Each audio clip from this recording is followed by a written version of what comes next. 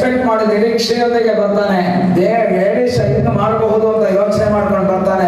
ಆದ್ರೆ Elishah different ಆಗಿ ಮಾಡ್ತಾನೆ. ಇವನ ಆಸೆ ಏನಿತ್ತು ಗೊತ್ತಾ? ಒಬ್ಬ ಕುಷ್ಠರೋಗಿ ಆದಂತಹ ಇವನಿಗೆ ಇದ್ದಂತಹ ಆಲೋಚನೆ ಏನು?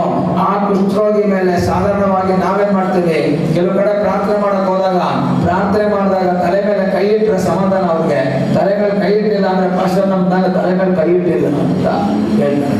ತಲೆ ಮೇಲೆ ಕೈ ಇಟ್ಟು ಪ್ರಾರ್ಥನೆ ಮಾಡಿ ಅಂತ ಬಂದ್ಬಿಟ್ಟು ತಲೆ ಬಗ್ಗಿಸ್ಕೊಂಡು ನಿಂತಿದ್ದ ಕಾರಣ ಅದು ಅವ್ರ ನಂಬಿಕೆ, ತಪ್ಪು ಅಂತ ನಾನು ಹೇಳಿಲ್ಲ. ಆದ್ರೆ ತಲೆ ಮೇಲೆ ಕೈ ಇಟ್ಟರೆ ಮಾತ್ರನೇ ಅದ್ಭುತ ಆಗುತ್ತೆ ಅನ್ನೋದು ದೊಡ್ಡ ಸಮಸ್ಯೆ. ಅದು ತಲೆ ಯಾಕೆ ಗೊತ್ತಾ? ಯೇಸು ಸ್ವಾಮಿ ಒಂದು ಮಾತಿನಲ್ಲಿಯೇ ಆ ಪ್ರಧಾನ